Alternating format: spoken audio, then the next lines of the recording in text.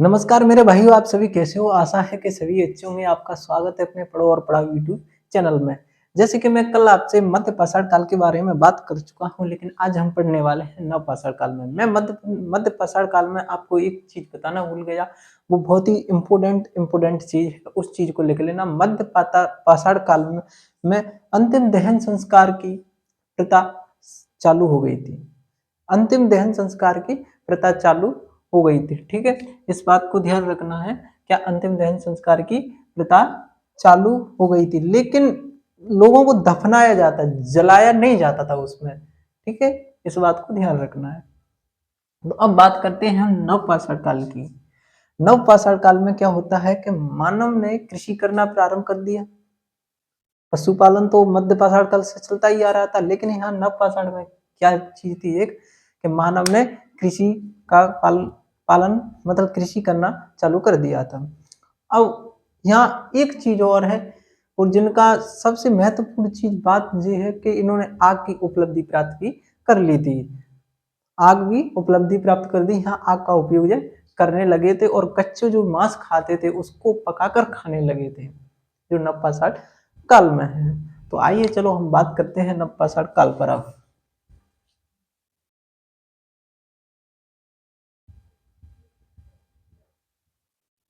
नव पाषाण काल। नवपाषाण काल में क्या देखते हैं हम कि यहाँ पर क्या है, कृषि पालन करना प्रारंभ हो गया। अब मानव पूर्ण रूप से नवपाषाण काल में घर बनाकर एक स्थान पर रहने लगा था। कृषि भी प्रारंभ भी कर दी इन्होंने, और आग का भी उपयोग करना स्टार्ट कर दिया था। तो बात ये आती है कि कृषि में सर्वप्रथम कृषि भारत में कहाँ पर हुई, इस बात की आती है। तो हम बात करेंगे नवीनतम खोजों के आधार पर। ध्यान रखना, मैं दो तरीके से बताऊंगा आपको, एक तो नवीनतम खोज की तरीके से, और एक प्राचीन। नवीनतम का मतलब जो होता है कि प्राचीन के बाद जो खोज हुई है। प्राचीन मतलब पुराना होता है, और नवीनतम मतलब नया होता है। ठीक है, इसको लेके चलेंगे हम। तो हम क्या बात कर रहे हैं कि नवीनतम खोजों के आधार पर, नवीनतम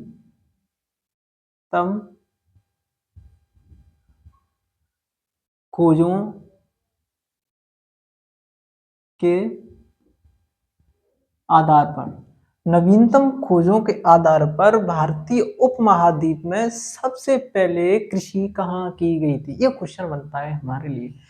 तो नवीनतम खोज के आधार पर भारत में सर्वप्रथम कृषि की गई थी यूपी यूपी यूपी में एक जिला है संत कबीर नगर। संत कबीर नगर यूपी में कौन सा जिला है? एक संत संत कबीर नगर जिला है। और वहां से हमें चावल की भूसी के साक्ष्य मिलते हैं, जिससे हमें पता चलता है कि जो सर्वप्रथम नवीनतम खोज के आधार पर बता रहा हूं मैं, जो प्राचीन खोज मतलब प्राचीन खोज के जो बाद द्वारा से हमने खोज की, तो हमें सर्वप्रथम भारतीय उपमहाद्वीप में कृषि देखने को कहाँ मिली? संत कबीर नगर यूपी में। ठीक है, यूपी में भी एक प्लेस है। तो अपना यूपी क्षेत्र कहाँ पड़ता है? इस साइड में है कुछ, यहाँ पर है अपना यूपी। यूपी यूपी में कौन सा जिला? संत कबीर नगर। संत कबीर नगर में कहाँ प्लेस है? ये कौन सा प्लेस है?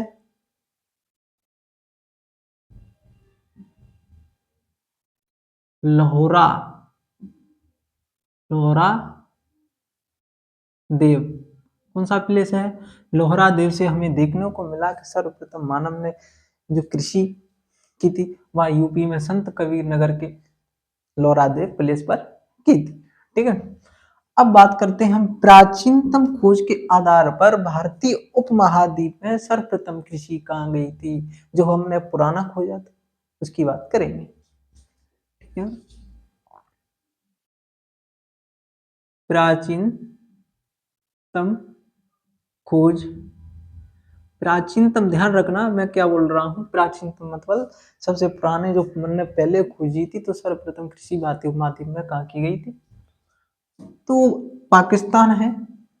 पहले क्या है, भारत और पाकिस्तान एक। लेकिन जब हमारे देश को आजादी मिली थी तब पाकिस्तान हमसे अलग हुए, दो दो देश बट रहे, एक तो पाकिस्तान हुआ एक भारत हुआ। तो उस टाइम ना पाकिस्तान हम सभी एक ही था पूरे भारत के अंदर अंदर था।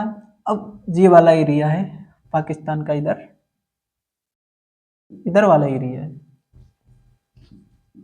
कौन सा प्लेस है, पाकिस्तान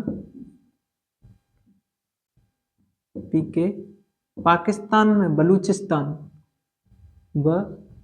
बलूचिस्तान, बलूचिस्तान में मेहरगढ़, मेहरगढ़ एक नगर है यहाँ, कौन सा,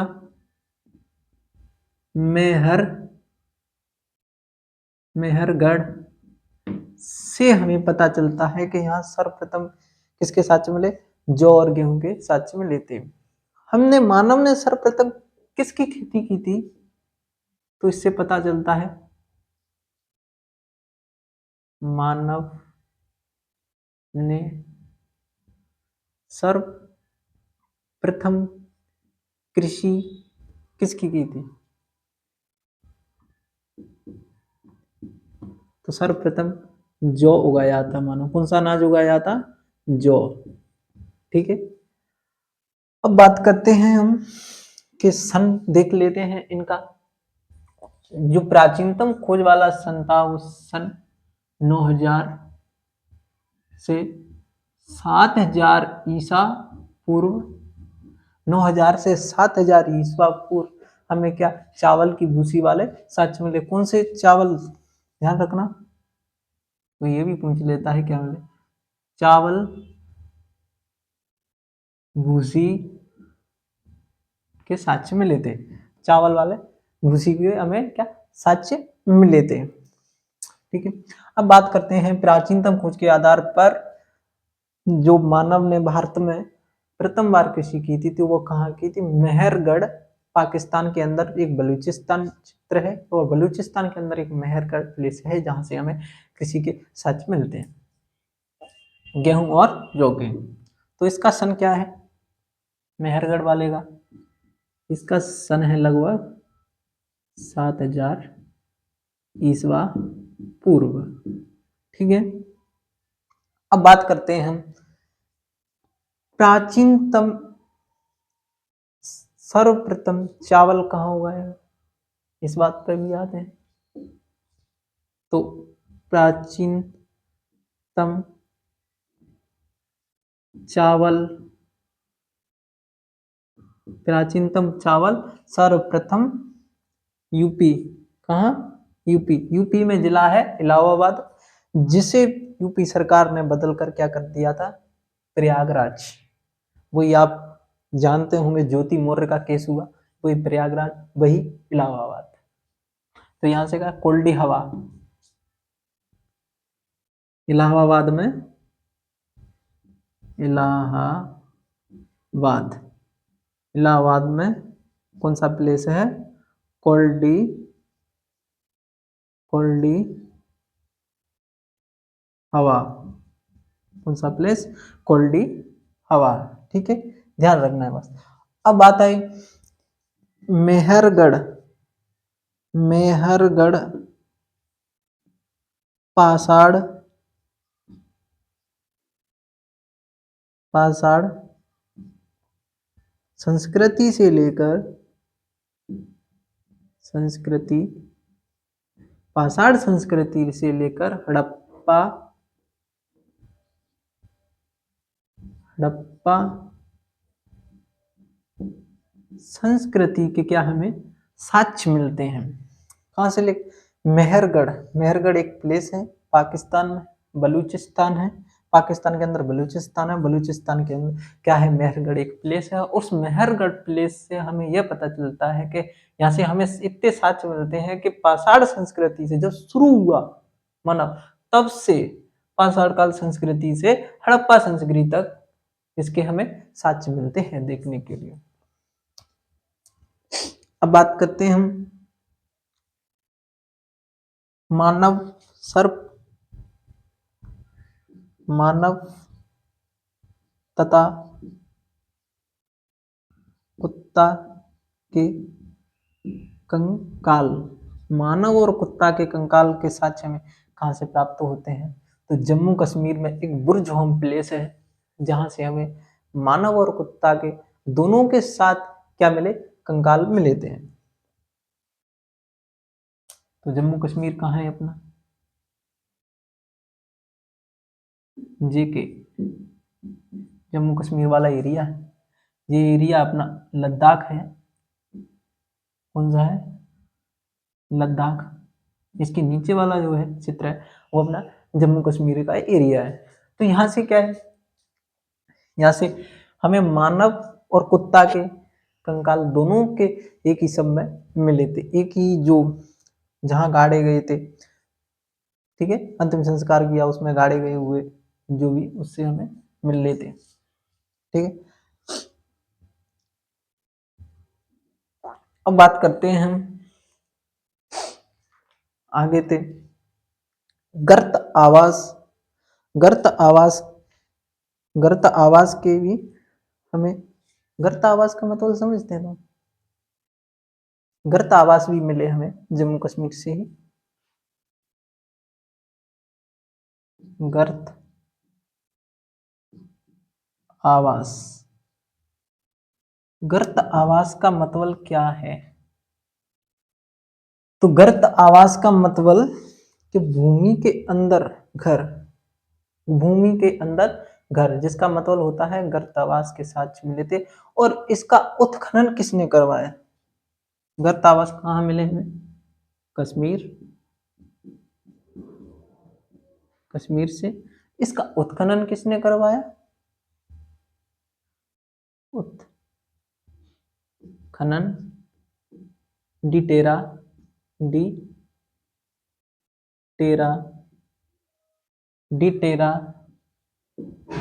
व डी टेरा व पीटर, पीटरसन, डी टेरा व पीटरसन ने खोज की थी गर्त आवास, जहां प्लेस था जम्मू कश्मीर में गर्त आवास मिले थे, वहां किसने खोज की थी, डी टेरा और वह पीटरसन ने, दोनों ने खोज की थी। और गुफर कला, गुफर कराल, गुफर कराल का मतलब पता है तुम्हें, चलो मैं बताता हूं। गुफर कराल, गुफर कलार, कराल का अर्थ होता है, अर्थ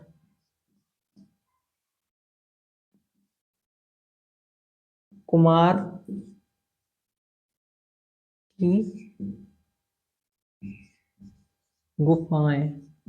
गुफर कराल का अर्थ होता है कुमार की गुफाएं, जहां कहां से मिली हमें, जम्मू कश्मीर से मिलते हैं। अब बात करते हैं हम, यहां से बढ़ते हैं, नव पाषाण काल को हमने ताम्र पाषाण संस्कृति भी कहा। क्या कहा नव पाषाण काल को, इसे बोल सकते हैं हम ताम्र पाषाण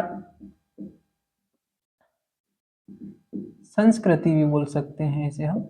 ताम्र पाषाण संस्कृति क्यों बोलते हैं, इसका क्या कारण है, कि मानव जब उस टाइम था तो वो क्या करने लगा कि पत्थरों के हथियार के साथ साथ ताम्र, तावे का भी उपयोग किया था उसने। कभी तावे के हथियार चल रहे थे उपकरण, और पत्थर के भी उपकरण चालू हुए थे। इसी को हम ताम्र पाषाण संस्कृति कहते हैं, और ताम्र पाषाण संस्कृति को ही हम कैलकुलितिक संस्कृति भी कहते हैं। ताम्र पाषाण संस्कृति, इसको मिटा लो।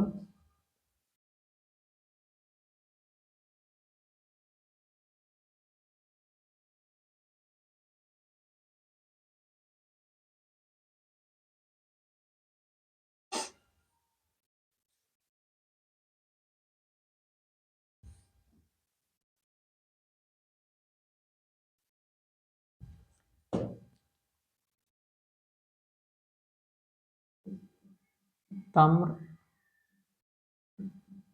पाषाण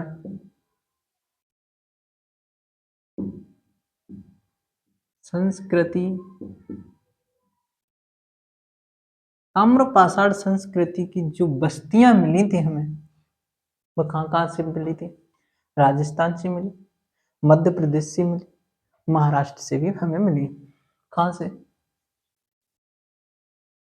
मध्य प्रदेश, मध्य प्रदेश में मिलती है हमें पश्चिम, ठीक है, और राजस्थान से हमें मिलती है आरजे, आरजे का मतलब हुआ है राजस्थान, राजस्थान से हमें मिलती है दक्षिण पूर्व, और महाराष्ट्र से भी हमें कहाँ से मिलती हैं? एम एच का मतलब होता है महाराष्ट्र, कहाँ से मिली हमें? यहाँ भी हमें पश्चिम से मिली, पश्चिम से बस्तियां हमें प्राप्त हुई, जिससे हमें पता चलता है कि ताम्रपाषाण काल संस्कृति भी थी। ठीक है, कहाँ से? मध्य प्रदेश से, मध्य प्रदेश में पश्चिम, राजस्थान में दक्षिण पूर्व से, और महाराष्ट्र में पश्चिम से हमें मिलती हैं। महाराष्ट्र से हमें कहाँ मिलती हैं? पश्चिम में मिलती हैं। तो अपना जो राजस्थान है, ये वाला एरिया है आरजे, मध्य प्रदेश हमारा यहाँ आ जाएगा, एमपी, मध्य प्रदेश के नीचे यहाँ महाराष्ट्र आ जाएगा, एमएच, महाराष्ट्र। जी मध्य प्रदेश, राजस्थान है ना, कहाँ लग रहा है? मध्य प्रदेश से। जो पूर्व हिस्सा और दक्षिणी हिस्सा दोनों ही क्या है कि किसके लग रहे हैं हमसे? राजस्थान के।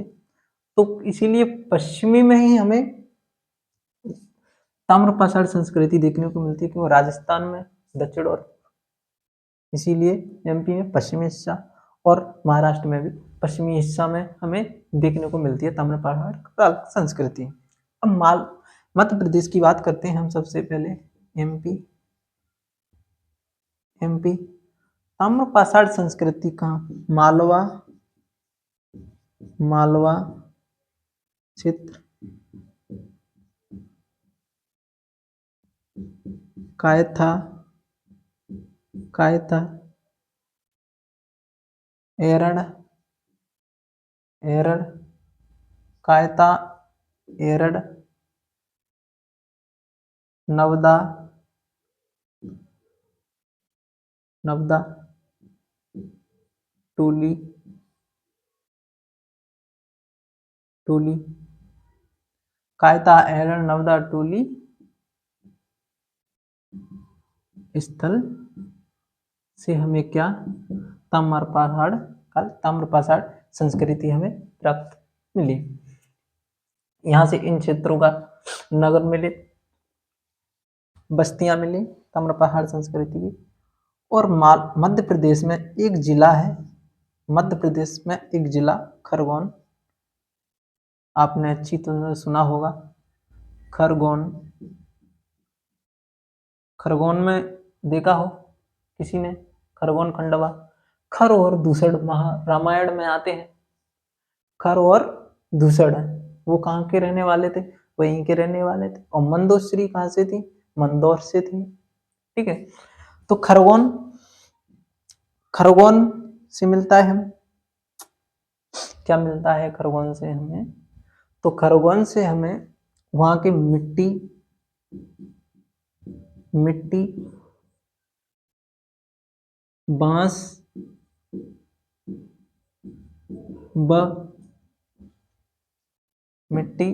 व फूस, बांस व फूस के हमें क्या है वहाँ मकान मिलते हैं। किसके?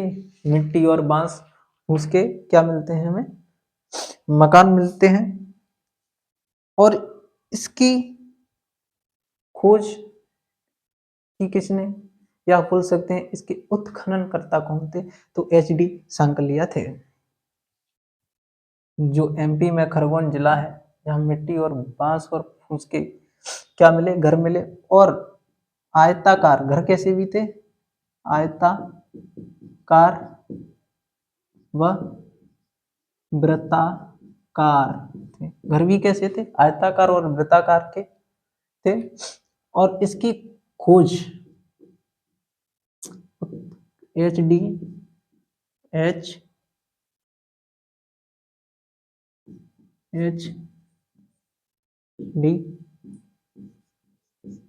सांकलिया ने करवाई। इसकी खोज किसने कराई? एच डी सांकलिया ने। ठीक है। अब बात करते हैं हम कुछ आहड़। आपने एक और संस्कृति सुनी, आहड़। आहड़ क्या थी? जो आहड़ थी ना, वो ताम्रवती थी। मतलब तावा संस्कृति को ही हम आहड़ कहते हैं। ऐसे स्थल जो ताम्र ताम्र पाषाण के स्थल थे, वही कौन थे? आहड़ संस्कृति। आहड़ संस्कृति ध्यान रखना, आहड़ संस्कृति बस ध्यान रखने वाली बात है। अब पश्चिमी मध्य प्रदेश हो गया। अब बात करते हैं जो कि मध्य प्रदेश में जो हमें साक्ष्य मिले कुछ ताम्र पाषाण काल के, तो उनकी विशेषता में क्या था कि एक विशेषता में यहाँ के जो मृद भांड थे ना, मृद भांड जो मटका की तरह होता है, तुमने देखा हो कभी मृद भांड क्या है? मृद भांड, भांड, मृद भांड, मृद भांड लाल व काले रंग के थे। किस प्रकार के थे? लाल व काले रंग के थे। यार लाल और काले रंग के थे। और जो इनकी विशिष्टता क्या थी? तो इन पे एक जो लेख था, चित्र था, बहुत ही मनोहारी था इसका। ठीक है। अब इसको मिटा दो, फिर बात करेंगे।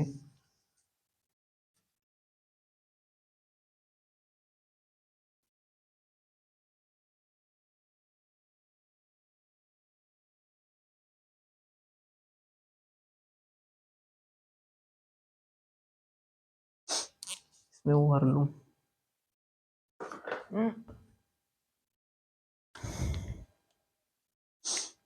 स्याही खत्म हो गई थोड़ा इसकी।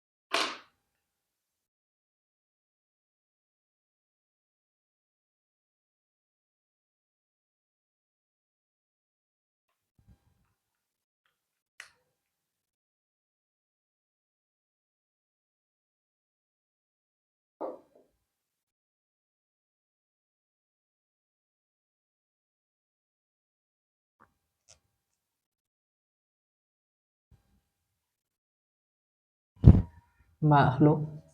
चलो स्याही हो गई। मालवा फिर भी नहीं चल रही है यार। मालवा, मालवा में जो मृद फंड थे, मृद फंड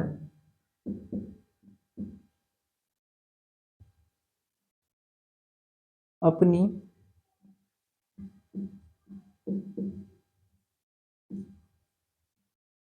उत्कृष्टता उत्कृष्टता के कारण, उत्कृष्टता के कारण जानी जाती थी। मालवा की जो एक संस्कृति, कायता संस्कृति, कायथा संस्कृति मालवा की क्या थी? मालवा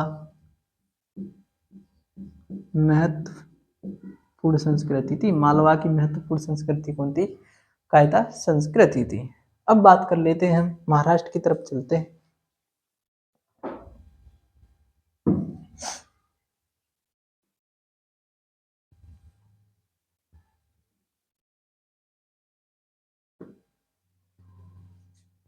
इमेज महाराष्ट्र पश्चिमी क्षेत्र। महाराष्ट्र में पश्चिमी क्षेत्र से देखते हैं, जोरवे संस्कृति है, जोरवे संस्कृति है, निवास और देमावाद है महाराष्ट्र में। अहमदनगर, अहमदनगर जिला है एक महाराष्ट्र का जिला, जहाँ जोरवे जोरवे निवास व देमावाद ताम्रपाषाण संस्कृति के प्लेस हैं, जिसे हम ताम्रपाषाण काल को क्या कहते हैं? जोरवे संस्कृति भी कह देते हैं, और आहाड़ संस्कृति भी कहते हैं, ताम्रपाषाण संस्कृति। ठीक है। अब उसके बाद आता है महाराष्ट्र में पुणे। पुणे पुणे में आता है जोरवे संस्कृति निवास।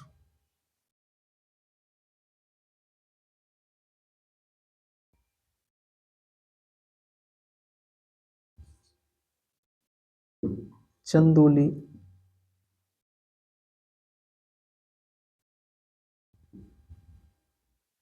चंदोली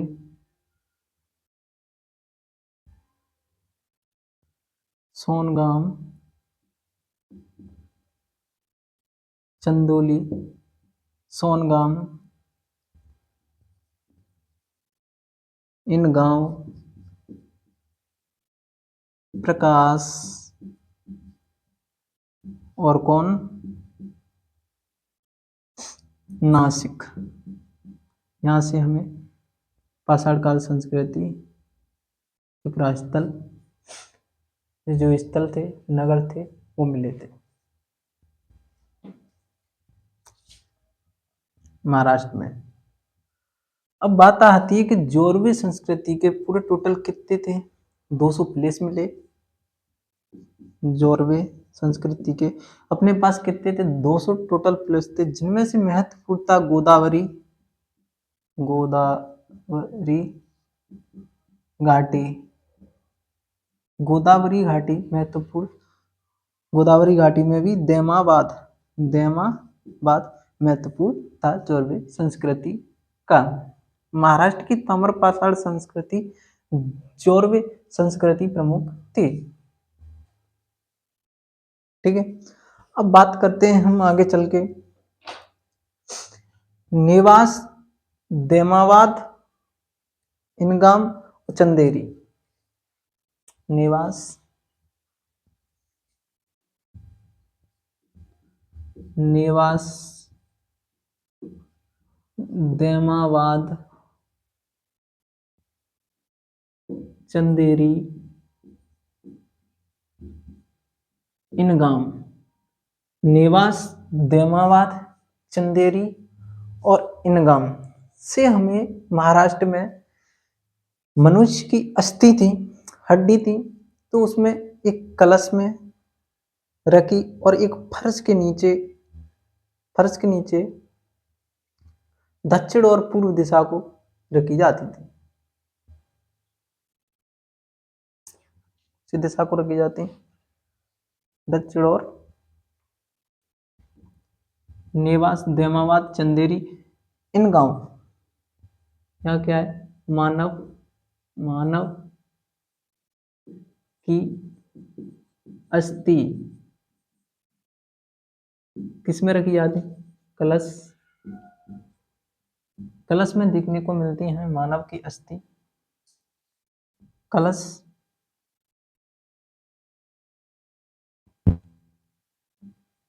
कलश में एक फर्श के नीचे हमें देखने को मिली, और वो कौन सी दिशा में रखी जाती थी, साक्ष्य प्राप्त है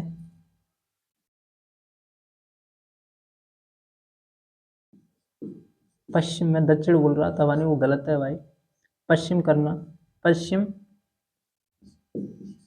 व पूर्व की तरफ रखी जाती थी। कुछ इस प्रकार का हैंड कलश होता था।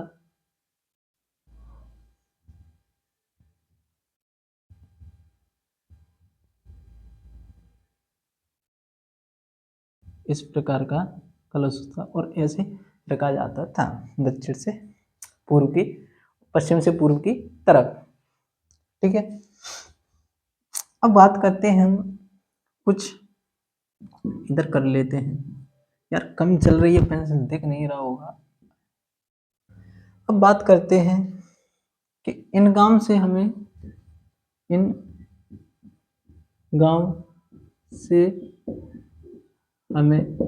देवी मूर्ति प्रतिमा भी मिली। इन गांव से क्या है, महाराष्ट्र में देवी मूर्ति प्रतिमा भी हमें मिली। ठीक है, और हाँ, जो सबसे मैंने महत्वपूर्ण बात थी, एक कौन सी थी, नपाषाढ़ काल की, कि मनुष्य ने यहाँ आग का महत्वपूर्ण उपलब्धि प्राप्त कर ली थी, आग प्रयोग करना सीख लिया था। आग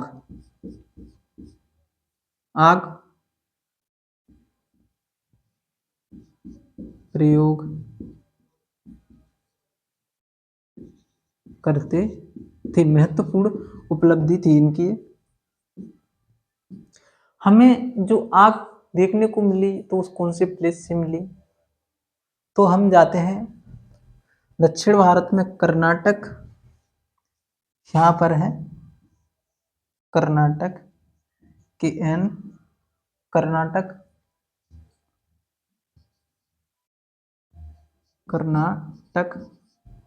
दक्षिण भारत में कहा, कर्नाटक में एक जिला है मैसूर। कौन सा जिला, मैसूर जिला है भाई कर्नाटक में। मैसूर जिला में बेल्लारी नामक जनपद, बेल्लारी नामक जनपद, और जनपद में, बेल्लारी नाम जनपद में भी एक क्षेत्र है संगनकल्लू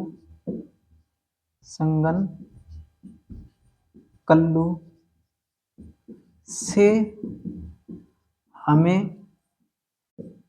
राख के साक्ष्य मिले। किसके साक्ष्य मिले, राख के साक्ष्य मिले। कहाँ, कर्नाटक में मैसूर में बेल्लारी जनपद संगनकल्लू एक प्लेस है वहाँ, जहाँ हमें राख के साक्ष्य मिलते, जिससे हमें पता चलता है कि आग जो ना उन लोगों ने प्रयोग की थी, और जो संस्कृति में चल रही थी उसमें उन्होंने मांस पका कर खाया और अपनी अन्य और भी चीज़ों की पूर्ति की आग से। जैसे कि किसको भगाना शुरू किया, जानवरों को अपनी रक्षा करते थे, ठंड से ठंड लगती तो आग जलाकर ही जो करते थे। पहले इतने कपड़े कपड़े थे ये नहीं थे। अब एक और है यहाँ, मालवा राजस्थान, रूढ़ी शैली से बनी मिट्टी